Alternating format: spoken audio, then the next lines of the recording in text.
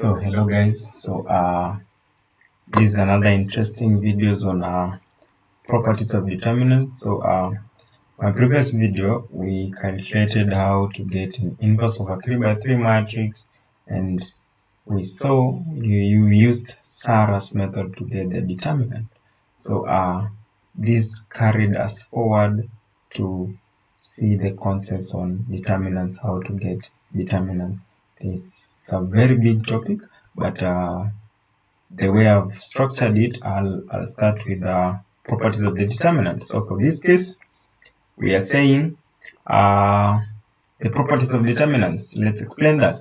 So we are saying if any column, say the first property, if any column in a row, in any column or any row in a determinant is 0, then the determinant is 0. For this case, as you can see, let me use this ink.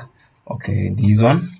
So I'm told if any column or row in a determinant is 0, then the determinant equal to 0. So for this case, as you can see, this row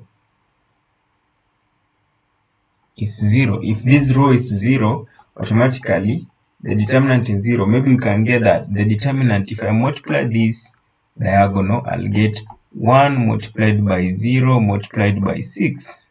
I'll get a 0. As you can see, that's basically a 0. Okay. The second property is if parallel lines are identical, the determinant equals 0. So if the parallel lines here, these are rows or columns.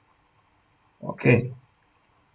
If the rows or columns are identical, the determinant equal to 0. For this case, as you can see, 2, 1, 3, row 2 and row 3 are identical. Row 2 and row 3 are identical. As you can see, that transforms the determinant of A equal 0. So from there, we'll go to the third. We'll say if there is linear proportionality, if there is linear or any proportional relationship between the rows or the columns, we'll get the determinant as A. As you can see here, simply this linear, we are basically saying if there is a scalar multiple, the scalar multiple.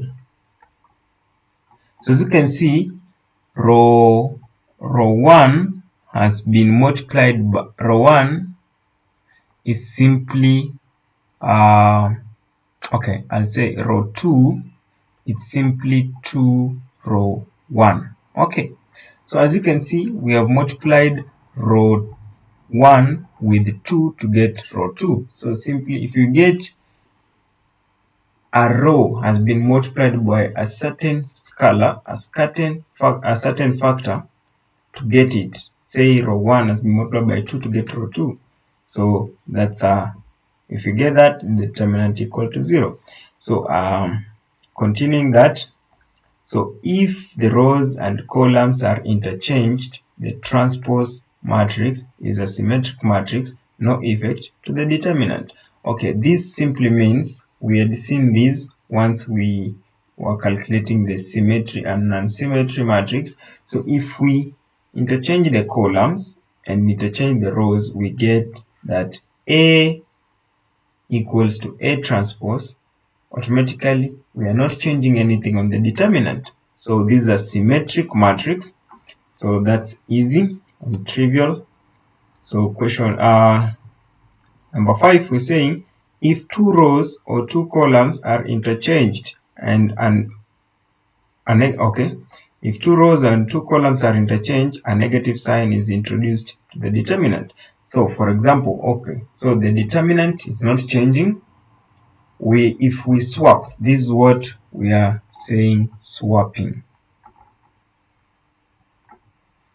If we swap row 1 or row 2, we saw the concept on elementary row operations. So if we swap row 1 or row 2 or column 1 with column 2, we are not changing the determinant, but the determinant changes the sign. Okay, if it's positive, it will become negative, and if it's negative, it will become positive.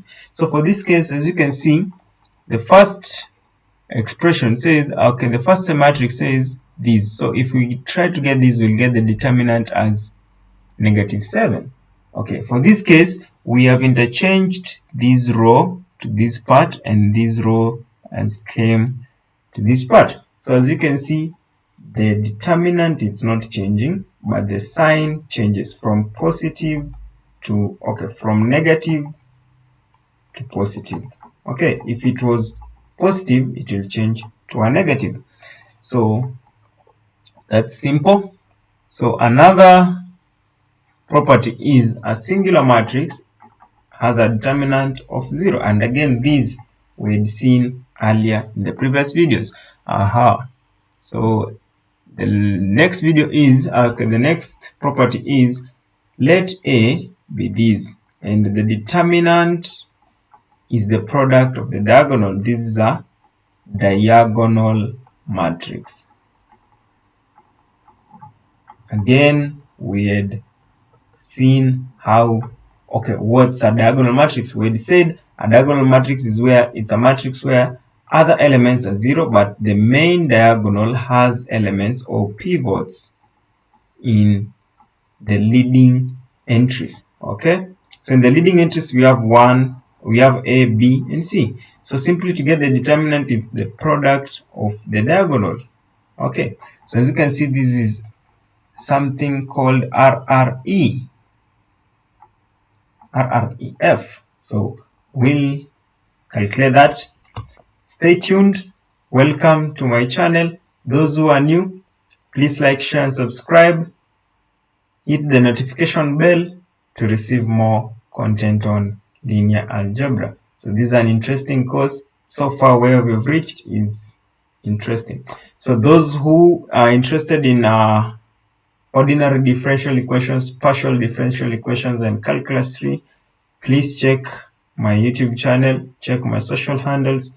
You'll get full video courses to those. So thank you.